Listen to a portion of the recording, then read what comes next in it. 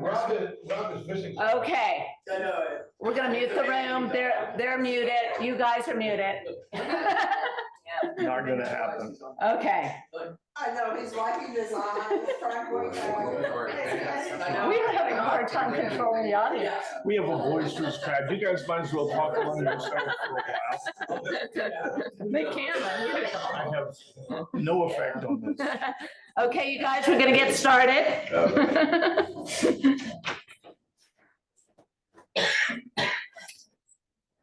So we have just a ever increasing prayer list, and it's amazing that within this small group, this happens the way it does. But Terry Baymonte is with us this morning, but her mother passed away on Friday. She had been on hospice. It was not unexpected, and that doesn't change a thing. And she waited for you to come see her. And that was, it's one of those situations. And Kathy and Alton and Phil and Cherie, we keep them each week. It's difficult when we have a hard time getting around, and that comes to us. Cheryl, is Cheryl with us? She is with us. Here she is. You were walking and your knee just quit on you. In a stairwell, we were meeting to go at our office in San Antonio, we were meeting to go to a gala, and her knee collapsed on her in the stairwell, and she fell and almost passed out. And this is at 6 o'clock at night, and 6:30, and someone actually came that was going to his car. Anyhow, we need to pray for her because we also have to pay that the doctors will pay attention to this. She's had an x-ray. She's explained to them that her knee isn't broken. She's blowing out her knee. I mean, it's either an ACL or something. She doesn't have her MRI until tomorrow, and she's in lots and lots of pain. And she's working every day, all day, just like she always does. Yeah. And you already have pain like I've had from the neuralgia from the shingles, so you don't need any more. That we need an answer to this. Kelly, Canada, I told you last week, isn't that funny because we've never met. Mary talked to her, she's feeling some better, but it was a serious accident, and she's I guess on the mend, but it's a difficult time. Julie Klumpian, they're apparently lined up for a Green Bay game this morning, but Julie's having, hers is a hip. No, she's having her second knee replacement surgery. Surgery Next week. And my sister is having A knee a replacement. knee replacement, maybe the same day. Yeah. My sister's name is Rosalind. So, and then who was that? Oh, Clementine, just to keep her. Clementine. Yeah, we keep her in mentioned prayers. Clementine Rivera. Her partner died this week also. Or a couple weeks ago, but she's just dealing with the aftermath of All that. right. So, So, and we still have this situation in Israel, and we know people there. We are personally invested after having lived there. And some of the scenes that have come out of that are just horrific. So it affects all of us. God, we always try to remember to come thankful. And we do have so much to be thankful for. We have things that we have seen even this last week, and we always try to remember to come back and give thanks. We have these others though that are on our hearts. These people that you've brought into each of our lives in different ways. Some of us, we know them more than others, and we have that fellowship that makes these ones special to us and important to us. And you've heard our prayers, you know our hearts. We ask for your hand on these situations, the ones that are hurting physically, or in their hearts. That sometimes is the most difficult thing. And we specifically ask for your hand on that. We have confidence. It is a world where there are troubles, but we also know the comfort and the peace that passes understanding that you bring.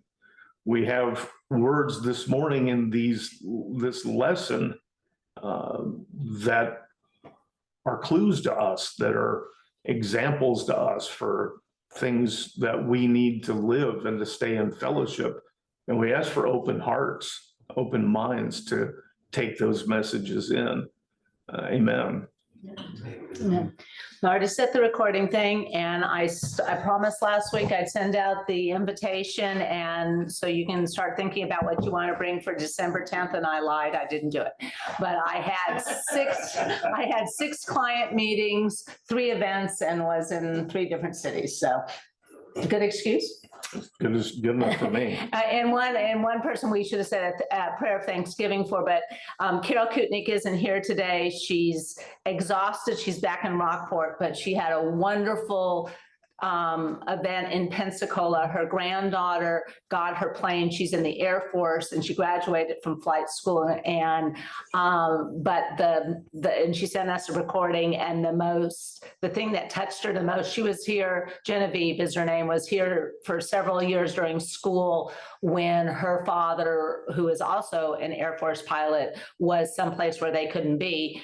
And when they announced her graduation, she said she was from Rockport, Texas. And so that really touched Carol a lot with her involvement. And she lived with Carol at that time. And this young lady will be flying combat aircraft. So now the reality sets in.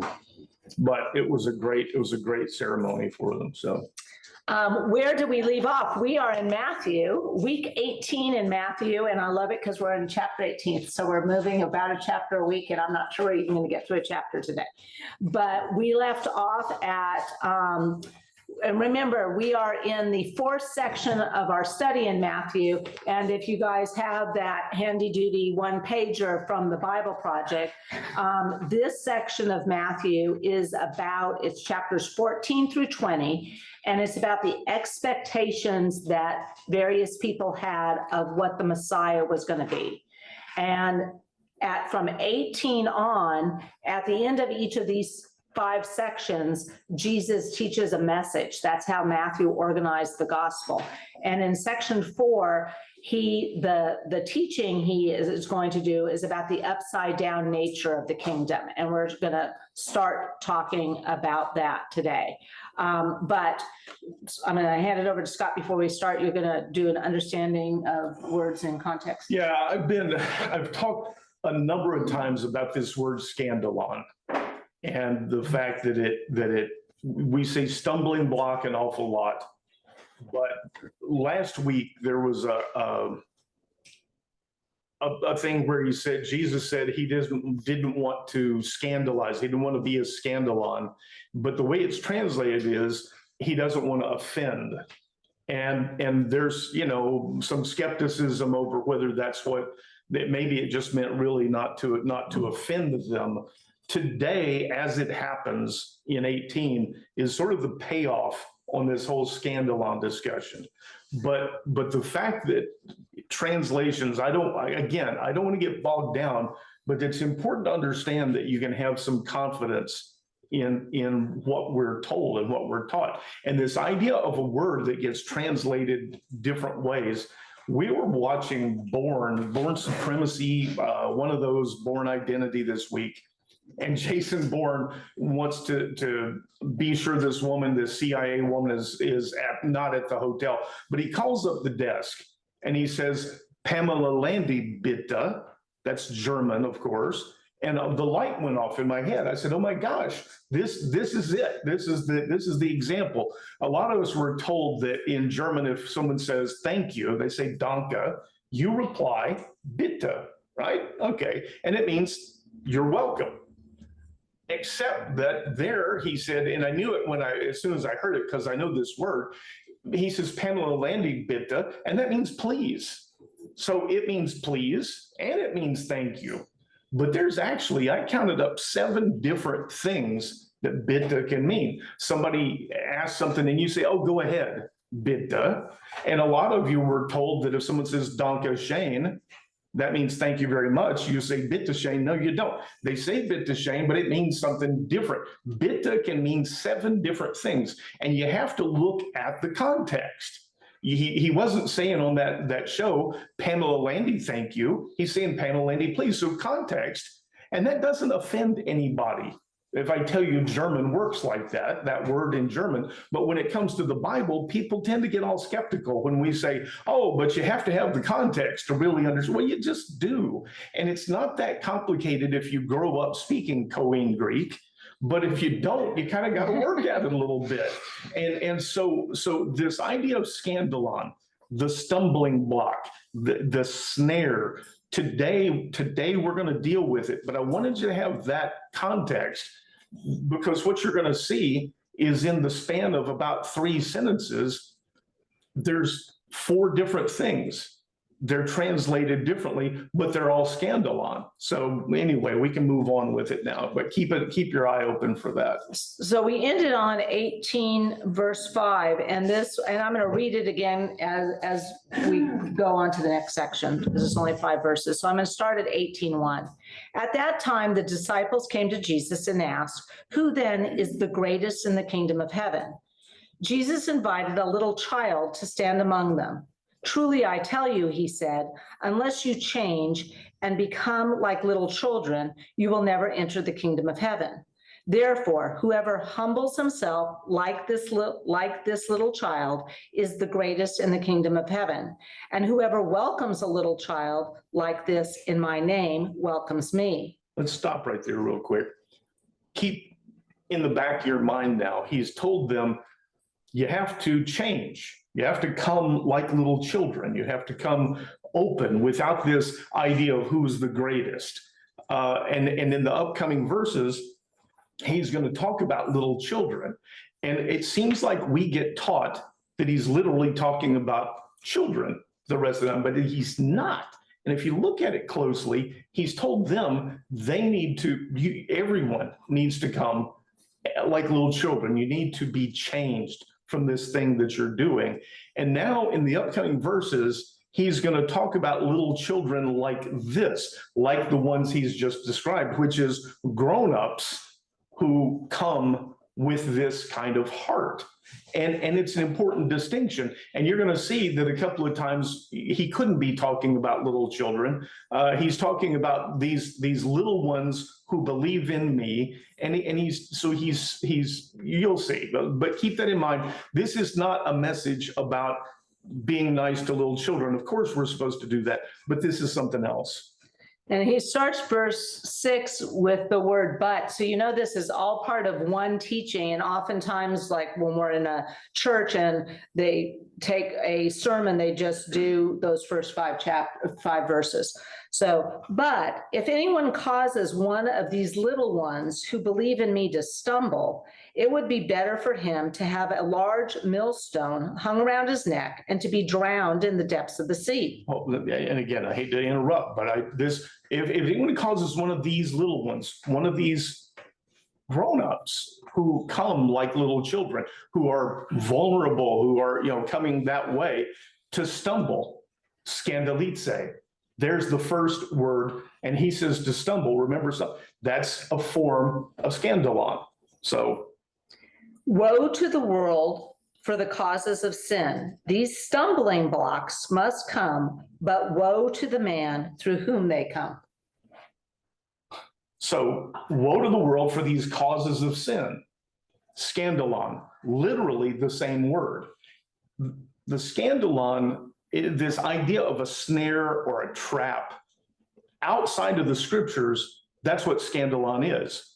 But in the scriptures, it's used as something that causes us to fall away from God, causes us to stumble, causes us to sin. And I love this verse, woe to the world for the causes of sin, scandalon. These stumbling blocks, scandaliste, I think, it's just a plural form of it, but these things must come. But woe to the one through whom they come, the one who does this to someone else, who causes them to stumble. But you notice what he says, these stumbling blocks must come. We're going to face these challenges. It's part of this world, of this life.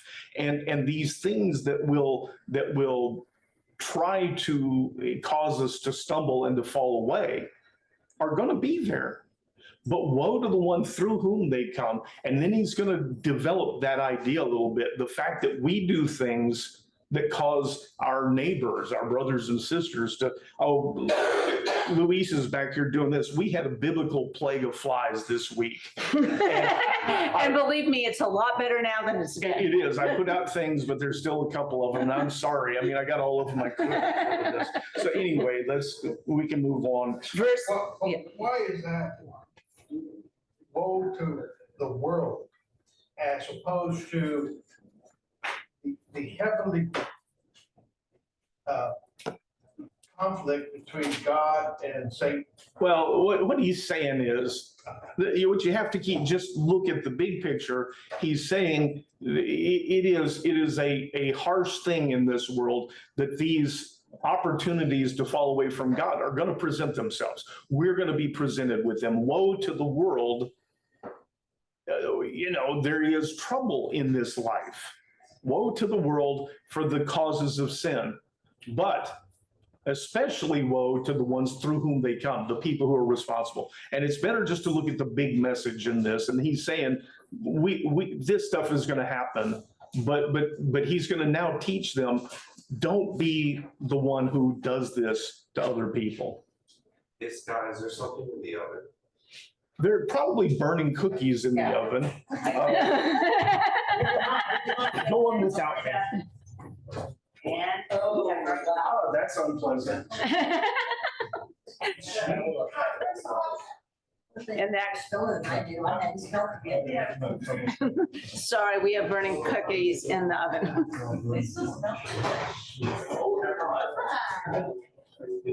I'm so sorry about that. This has been sort of disjointed this morning, but if anybody needs some charcoal briquettes for the grill when you get home. What is this? Cindy's, oh no. Do we want to stop and see? Is that okay with Cindy? Yeah, she did. They said it online and we didn't hear it. And they texted me. Well, it's never too late. We're disjointed, but Cindy, has had a systemic form of cancer and it has reappeared, Cindy Duck. And certainly we all need to continue to remember Cindy and the family in our prayers. And it's one of those things, we have confidence that God's hand can be in this. But Cindy, we will continue to remember you. Thanks for telling us about it. So, I'm sorry. Okay, I am on verse 18, chapter 18, verse 8. If your hand or your foot causes you to sin, cut it off and throw it away. It is better for you to enter life crippled or lame than to have 2 hands and 2 feet and be thrown into the eternal fire. And if your eye causes you to sin, gouge it out and throw it away. It is better for you to enter life with 1 eye than to have 2 eyes and to be thrown into the fire of hell.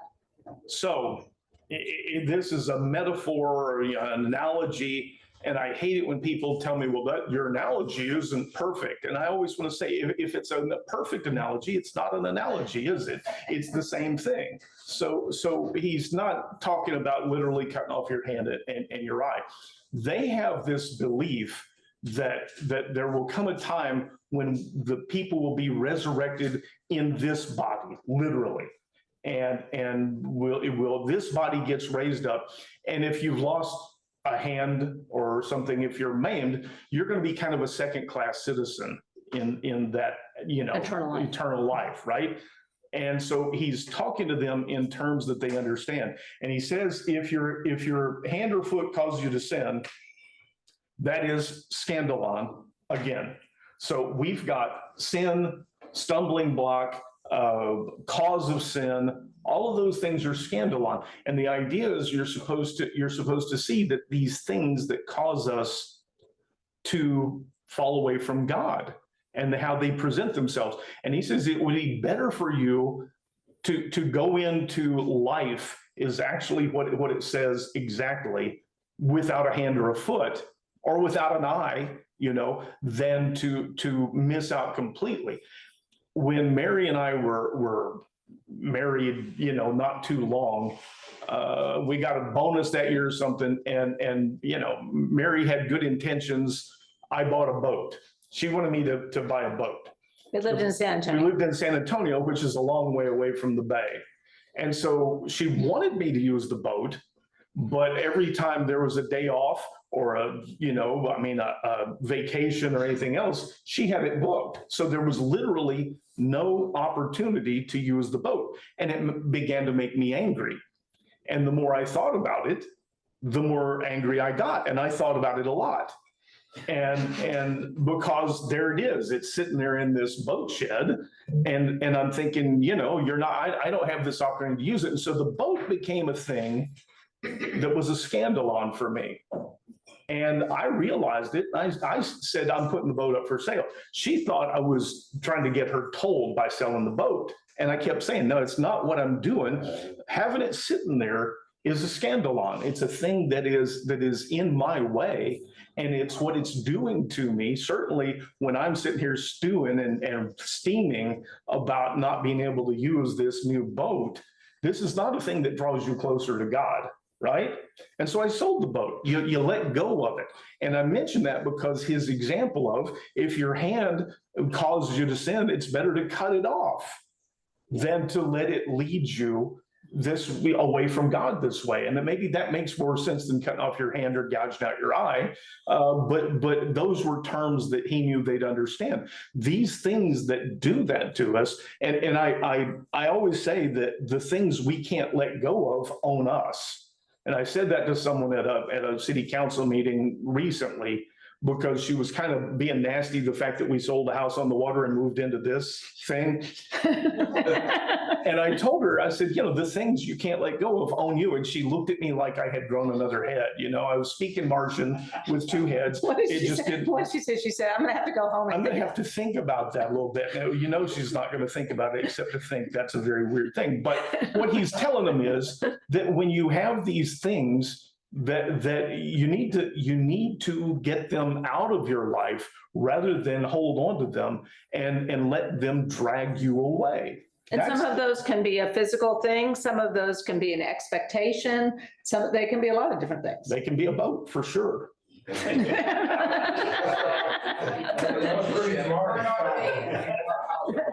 What's that? Oh, bought a house down here. Yeah, you see how I solved it. I didn't give up. I just bought a house in Rockville. Anyway, so there's a message, and he's beginning to teach them these things that they're going to need to know. Verse 10, see that you do not look down on any of these little ones, for I tell you that their angels in heaven always see the face of my Father in heaven. What do you think? If a man has 100 sheep and one of them goes astray, will he not leave the 99 on the hill and go out to search for the one that is lost? And if he finds it, truly I tell you, he rejoices more over the one sheep than over the 99 that did not go astray. In the same way, your Father in heaven is not willing that any of these little ones should perish. So in Matthew, there are a few verses that people just love to get zeroed in on and waste a lot of time instead of looking at what's being taught. He says, see that you don't look down. And that word means to either to dismiss or to disregard or to disrespect any of these little ones. This is why I told you, this is not children. They're the people who have come to God like children. And he's telling the disciples, see to it that you don't become a scandalon, a stumbling block, by treating these people badly, by insulting them for selling a house on the water and moving into a 1950s cinder block beast. No, but this is the things that we do, and he's specifically telling them, he's preparing them, and he's saying, see to it that you don't treat people, these ones who come to God, because remember, they're the ones that are going to be spreading the gospel. They're going to have people coming that way. And he's teaching them, be careful how you treat them. Be careful what comes out of your mouth, that you not disregard them.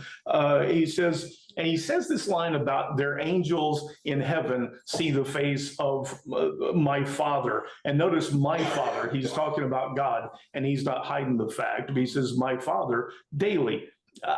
If we have literal guardian angels, I don't know. I can't help you with that line. But you see, what he's telling them is that they're important to God. They are, in fact, children of God. And they come to his attention daily. And for you to mistreat them is having that attitude towards God himself. And also, this is the lost sheep. So getting lost is more than just hurting them. Getting lost sometimes is, I always think of this idea that as a believer, if you're telling someone else God is Santa Claus, and if your faith is strong enough, everything will be all right. Sometimes everything isn't all right. Well, it's not what we want, for sure. Right, yeah, it's all right. But Yeah. notice this whole thing is about scandalon. It's about stumbling blocks. It's about things that cause people to fall away from God, right? Sin is one of the words, but certainly to fall away. And so then he goes to this section where he's told them, don't do this to people. And then there's a section, he says, what do you think if a man has 100 sheep and one of them gets lost? This is a metaphor or an analogy about people. When these people fall away, God seeks after them, and he rejoices more for the one than for the 99 who stayed home. This is the story of the prodigal son, the one that takes his inheritance and runs off to Vegas and blows it, right? When he returns, the father has a party. And this is about those ones who have been subject to scandalon, who he calls back, who come back, and how he rejoices. And he's trying to get them to understand how important that is. So this is one really tight narrative for them about what happens to people and I have watched this over the years, where somebody goes to a church and somebody mistreats them and they say, that's it, I've had enough. And they never go back. And I see a lot of heads nodding, right? You've seen it. And so this is about that, literally. And he's telling the disciples that later become the apostles, he's telling them to prepare them. And he should be telling us. So that's consistent with the shepherds, the poor people, the people out of the temple, the unclean. That when he comes here in God, we're forgetting that we're all children of God. We do forget that. So he's teaching this in this type of example. You guys be careful not to disrespect all the guys that aren't following the tradition. Is that right? There is though, and Mary and I both have this really, this is something that motivates us. The word is koinonia. It has to do with the body. And there is a different relationship. And I think this teaching is going to be specifically for that. Not that everybody isn't included, but there is something different that happens within the body. And we'll see more in the upcoming verses. Verse 15, if your brother sins against you, go and confront him privately. If he listens to you, you have won your brother over. But if he will not listen, take one or two others along, so that every matter may be established by the testimony of 2 or 3 witnesses. If he refuses to listen to them, tell it to the church. And if he refuses to listen even to the church, regard him as you would a pagan or a tax collector. Let's stop there because this last verse is confusing. Right.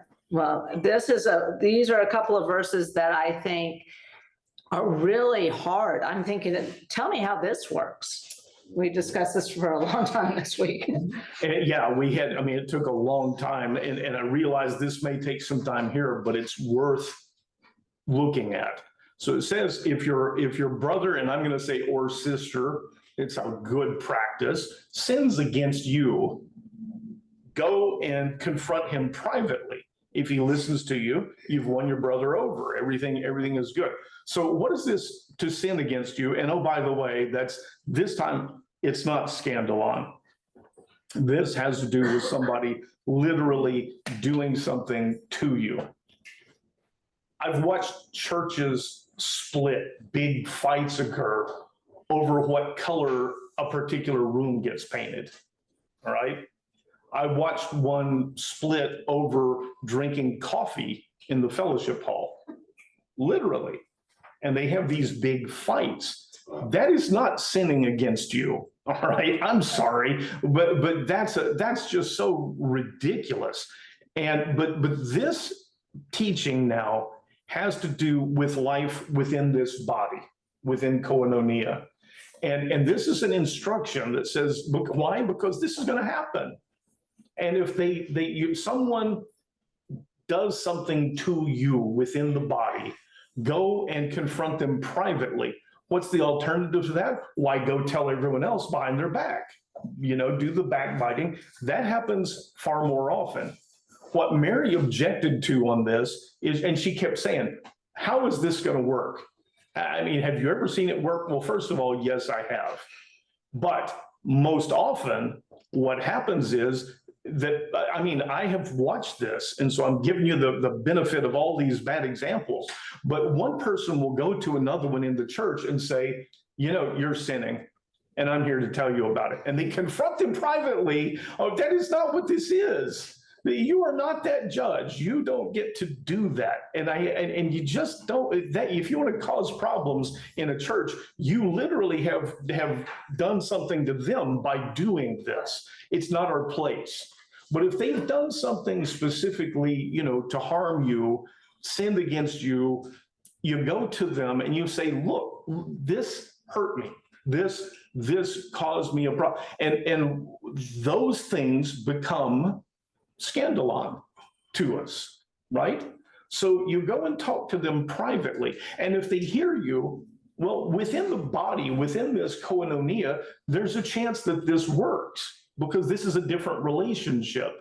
And if they hear you and everything, look what's happened. You've won them over and everything is good. And if not, it says, go get 2 or 3 other people to come in. Within Jewish law, the idea of witnesses, but you go back and most of you are probably thinking, if somebody did that to me, I would be so offended.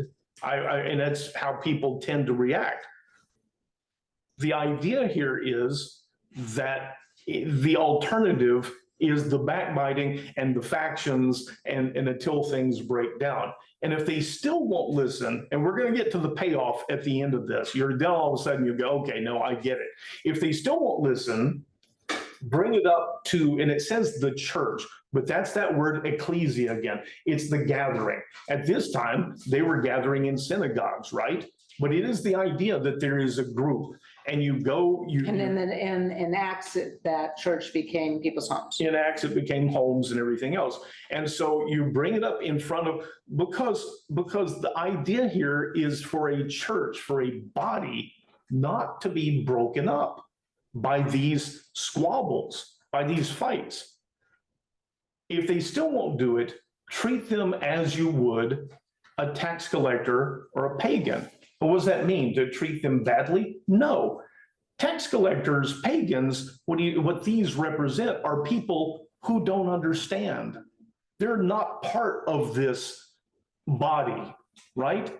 How can you hold someone accountable for something they don't believe in, that they're not a part of? I've heard people over the years say, you just go tell someone, well, the Bible says you shouldn't do this. And they say, so what?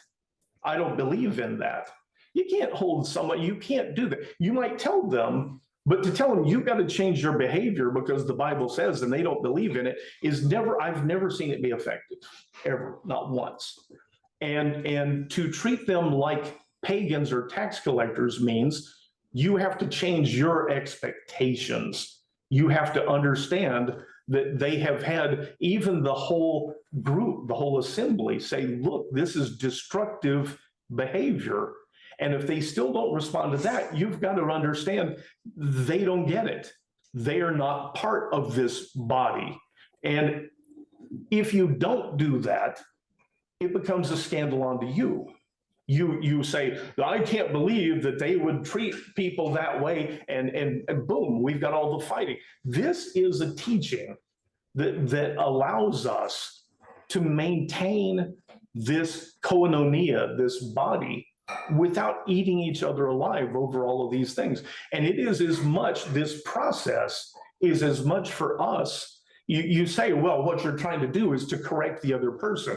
No, what you're trying to do in big part is to keep yourself from being drawn into this thing, and you get ruined by it too. Does that make sense?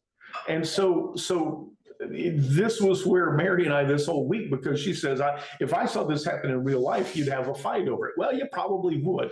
There is a political group that is a good group, but they actually use this section in Matthew as their model for how they deal with politicians. And I explained to them, this is not for dealing with politicians. This is not for dealing with tax collectors and pagans. This is for dealing with people within the body. People who are receptive to this, you should be able to go to them and say, hey, look, you know, what you said, what you did, what you said about my child is a problem. And you have to be able to have the hope that they would say, you know what, I see that, I'm sorry. That's what this is for. And so now you see he's beginning to teach them things that will become incorporated in what we know as the church after he dies and is resurrected. These are very specific practical teachings, but they are as much for the person who has been offended as they are for the person who did the offending, because there's a chance that person's not going to hear. And you have to be able to deal with it without letting it lead you astray. Verse 18, truly I tell you, whatever you bind on earth will be bound in heaven, and whatever you loose on earth will be loosed in heaven. And just for reference, because I know people like to, this exact quote was used back a few chapters ago. I mean, in chapter, where did I write it down? I wrote it down. Probably 17, 16 maybe. 16. To Peter. Yeah, to Peter. Oh, here it is. Matthew 16, verse 19. At the time, we talked about this and the fact that he says this to Peter, and it's all kinds of controversial. That's when Peter's asking, and Jesus is saying, you are the rock. On this rock, I'll build my church. This is coming, and this should shed some light on that previous instance for you, okay? Because there are people who say, you notice, he tells Peter, what you bind on earth will be bound in heaven, and what you loose on earth will be loosed in heaven. Bind and loose means what you say is permissible and legal, and to loose something, and to bind something is you say it's not permissible and it's not legal. And that has caused lots and lots of problems. And you notice there are people who say, because he said that to Peter, that Peter has this special power of deciding. But here he says the same words to a whole group. So it doesn't seem logical to me that this is especially Peter, and now it's a group. You have to think maybe that first one wasn't just for Peter. Let me try and get it, because I spent a lot of time. I mean, I really have. This verse is confusing.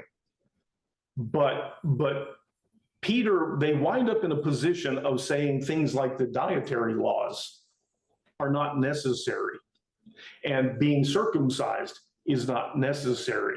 Those are things that are loosed on earth, okay? They're relaxed.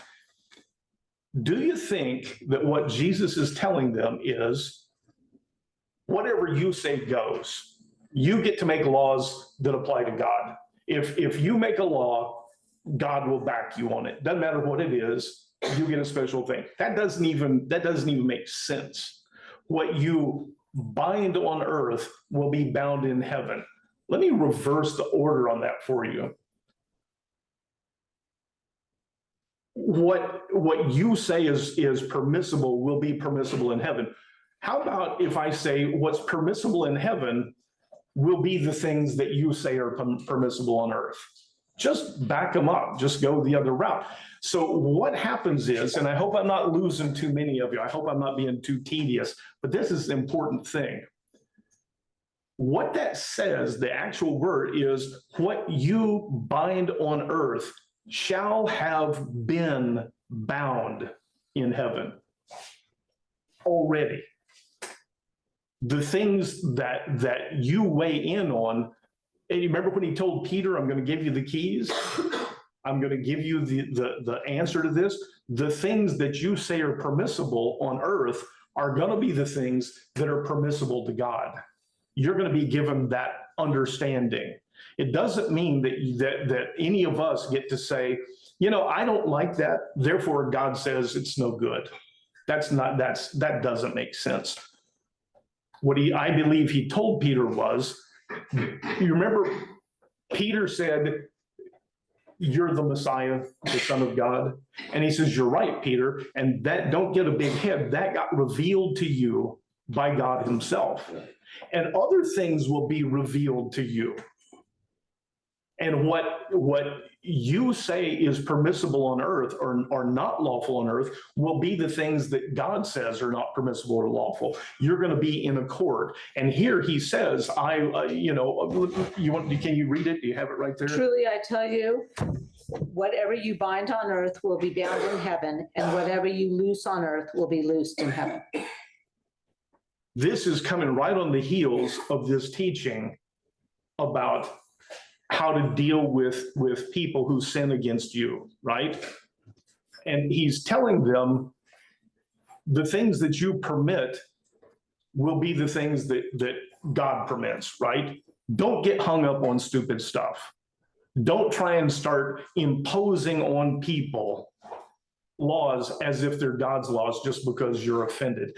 I believe I'm going with it. That's my explanation. And can I say that I have some understanding and somebody else is wrong? I'm just telling you, this is the way I see it, and the other doesn't make sense. But you notice he says, truly I tell you, and then the very next verse.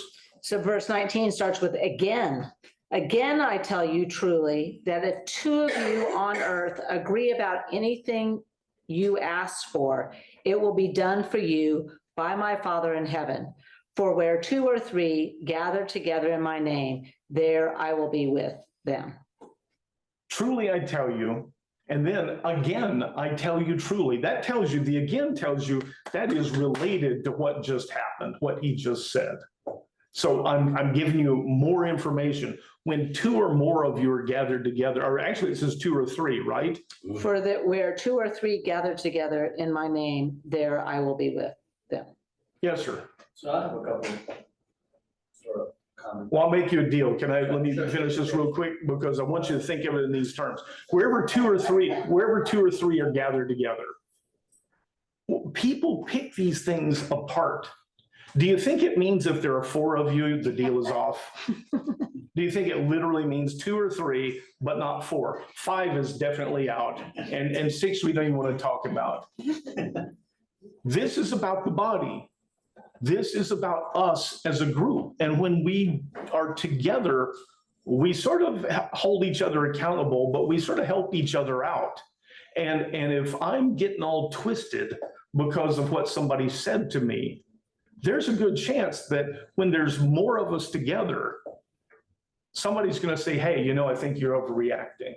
Right? When we're by ourselves, when we're in the privacy of our bedroom at night, rolling over what happened during the day and getting more and more upset, when I'm watching a fishing show on TV and realizing that guy gets to use his boat and I don't get to use mine, and I'm all by myself, these things take on significance. As a body, as a group, we help each other.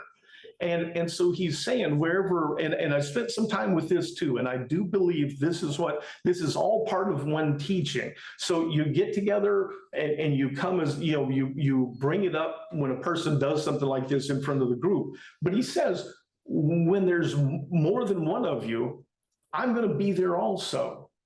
And then we're much more likely to come to the conclusion that represents what he wants us to behave like and not take our own personal stuff so much to heart that we cause a church to split. I'm sorry, Mario, I want to get through that. So, just for me, when he keeps referring to little ones, Yes, to me, I think he's saying new on the faith. People who are, turn to him, but yet they don't have a solid foundation yet. And so you could probably have other people, Sadducees, Pharisees, who look upon them probably down their nose, or maybe even if they unintentionally misspeak. The comments about binding and loosed in earth and in heaven, to me, I think he's talking, especially when you talk about the example about Peter in chapter 16. yes, So in chapter 16, when he tells him, yes, I believe you're the Christ, and he says, don't you get a big head, that didn't come from you, that came from God. And then a few verses later, when Jesus told him about his demise, he said, no, what are you talking about? You ain't gonna die. And he says, get away from me, Satan, Right, because you're not talking about things of God, you're talking about things of man. Right. So what is binding to me is the things of God, and what you're loosing is the things of man. that's, Because, that's one of the things to say that if you give up yourself, you surrender, then you turn away from that perception of yourself and follow God's way. Anyway. I'll spend some time. It sounds good to me, though. I think you're right. What he's binding are the things of God, and what you're loosing is the things of man, the things of us. That one way or another, that's wrapped up in this. I think that's the idea of what we're being taught. What we want you to see, though, is now he's beginning to show them things that are going to be important, and this is the way that the body can live together and survive. How because we offend each other, and we do these things, and you have to be able to get past it. In addiction terms, they always talk about someone's drug of choice, right? In scandalon terms, my drug of choice is people. It's the jackrabbit things they say. I mean, the rude, mean things. And I get all twisted up, and not just about me. I'll see someone mistreat someone else, and I'm there. I'm ready to go. That is my weak spot. And this teaching, if you go and pick up a couple more people, there's a good chance that they tell you, you know what, you probably should tone it down a little bit. This is a teaching for us to live in communion with each other. Two thoughts, if I may. First thought is, I like your explanation of what has been acceptable. It's one book, one God, all the way from the very beginning. So man doesn't have that power. So now we go to the part that somebody came from God, my Father, to tell you to say the right words. Yes. When we do that, then what you hold and what you lose is certainly consistent with the one God, Jesus, the Holy Spirit. So we're in good shape there in understanding that, but this passage for some of us Catholics is loaded. Yeah, it is. If we miss that chance to understand that it has always been God. And Jesus came for that purpose, to uphold the law, prophets, fulfill the law and the prophets. I don't see how, but especially when we start off at the very beginning of this chapter, who's going to be the greatest? Those disciples not anywhere close to where the lessons that Jesus is trying to tell them, other than practical reality, is in the heavenly realm. Don't look up, don't be bad about the innocent that are not like children, all of that. They're not ready yet. They're not anywhere close to understanding what Jesus is telling them. They probably do think that little children is, quote, little children here. They may. We don't know. We're not ready though, is the thing. And this is what he clearly is trying to bring them up to speed. And they clearly get there. And it is a revelation through the Holy Spirit. They change later on. They do. Yeah. And one more thing real quick. I think people miss, I don't know about people, I miss. When two of you are gathered in my name, there's the hook. Yeah. In my name, you got to be thinking about me. You got to be thinking about God, not to John and Paul, Peter and Robert, not human beings. You got to be with me. And if you do that, then all of this makes. It's a good point, and it's one that I should have mentioned and intended to. So thank you for bringing that up. People take this verse that says, wherever 2 or 3 are gathered in my name, what you ask for. And they say, basically, we get anything we want. We just gather a couple of people together and we agree and ask, and there you go. It's like magic. And it's, deep down, that's silly. That's not what, and yet there are people that teach it. Well, I think how often you have heard that phrase, for where 2 or 3 are gathered together in my name, there I will be with them. I mean, it's a wonderful sentence, but if it's not in the context of this, What Gene said though, Yeah. and what he pointed out, is where 2 or 3 are gathered in my name. It's not where you get together and have a ceremony where you're going to compel God to do something for you. That's not what he's teaching. But because we're about out of time anyway. I don't think we have time to go further. Let me shoot one more thing past you to consider, because a lot of you, I see heads nodding, that people have taken that verse, that saying, wherever 2 or 3 are gathered in my name, you ask for it, you get it, right? What if, remember just before he talked about pagans and tax collectors? That's 2 people. What if one pagan and one tax collector get together and say, okay, we've met the rules that you set up. We're going to ask for this. Does that make sense to you, that what he's saying is that'll work? That's like a magic formula that you're going to get? Of course, it doesn't mean that. And so what's left is the idea that he says, when you gather in my name, when you're gathered for that purpose as part of the body, then you are going to discern. You're going to be looking for the things that belong to the kingdom of heaven. You're going to find these answers and not those answers. And I go into detail on this, and I will name Joel Osteen by name. Okay, I am unashamed of naming Joel Osteen, because there are these people that get on TV and radio and tell you, if you just have enough faith, you get anything. And if the real magic trick is get 2 or 3 people, not 4, not 5, get 2 or 3, and then you get it. And it's just silly that that's what it's saying. But then it's also a huge scandal for other people. It's a stumbling block, because Thank you. if you participate that and you didn't get the thing you were praying for, and you say, well, see, God, it didn't work, I don't believe in God anymore. I mean, that's the ultimate scandal. It is one of the big things that gets in people's ways, is they've been brought up or been around and been taught these things, and they wind up being very, very destructive. Anything else? I'm not even sure that the individual can make that decision himself. It's not in his hands. It's not in my personal hands to decide whether I have enough faith or not. That's true. That's true. It is. So anyway, did I lose anybody? I mean, I don't want to be pedantic. I don't want to get so wrapped up in words. And yet the words have already been used and misused. And so I think it's important that we understand them. In fact, one last one, because I have 3 minutes.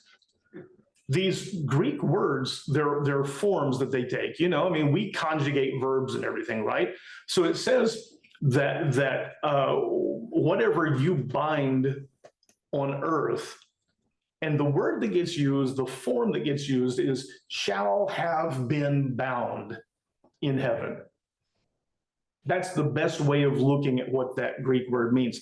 That form, do you remember a point where he says, I tell you truly, before Abraham was even born, I am. Remember that?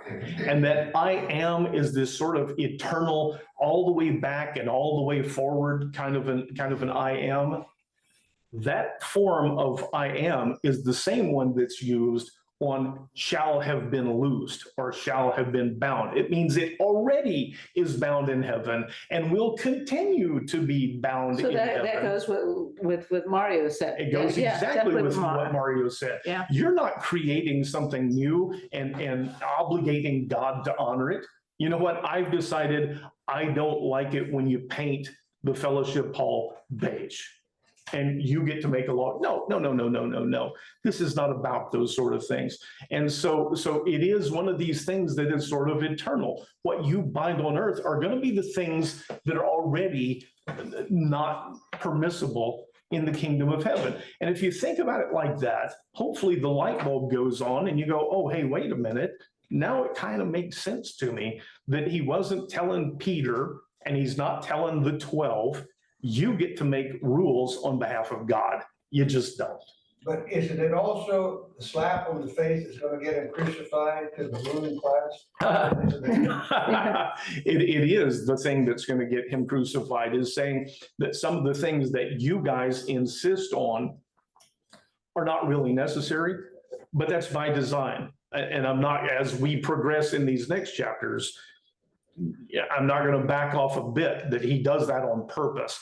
His purpose in coming here was the sacrifice, and he leaves them no choice in the way they think. He pushes them until they're going to kill him. And that was the idea. And it's very I told you strange. we wouldn't get through 18, but if you guys read the rest of 18 this week, remember now he was talking to all the disciples. Now Peter, being Peter, goes back to Jesus and says, hey, I have something else to ask you with this. And so this next story is also related to this whole thing. And it's so Peter. I just love making Peter not one-dimensional. I mean, really understanding. Peter was just a hoot, you know, he tried so hard. He was so bold, and people act like he put his foot in his mouth, but he always did it with faith. And he's going to ask the question, you know, how many times do I have to forgive people? I mean, you know, he's always challenging, Yep. but always with a good heart.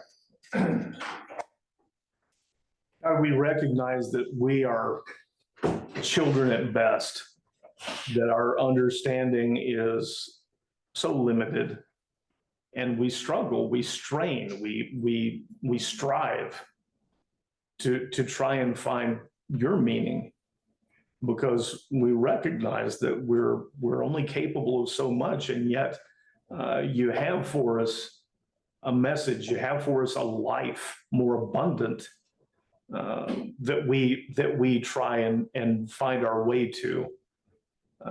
Forgive us when we fail at that, when we fall short.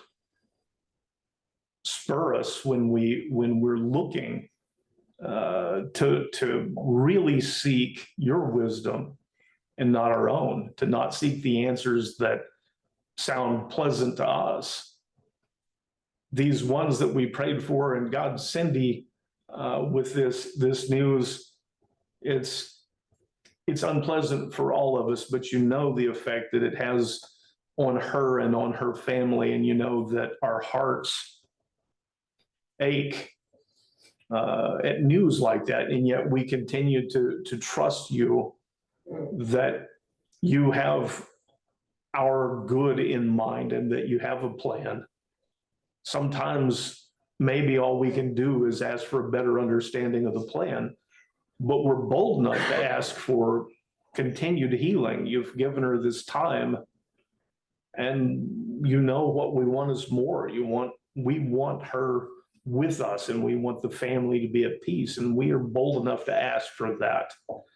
Be with us this week, these ones that are sent to us, these ones that come like little children that you put within our reach, and use this lesson today to remind us that we have that effect, we have that obligation to treat them as your children. Amen. Amen. Thank you, guys. Happy Thanksgiving. You didn't tell anybody Yeah, happy I didn't Thanksgiving. say happy We can't, Thanksgiving. we can't even believe it's Thanksgiving this week. You guys can unmute yourself. You guys have a wonderful Thanksgiving. You will all be in my prayers and hope to see you guys back next Sunday. I'll talk to you, Cindy, this week. I'll talk to you, Cheryl, too. Okay, hang in there, guys. Hi, everybody. Tomorrow at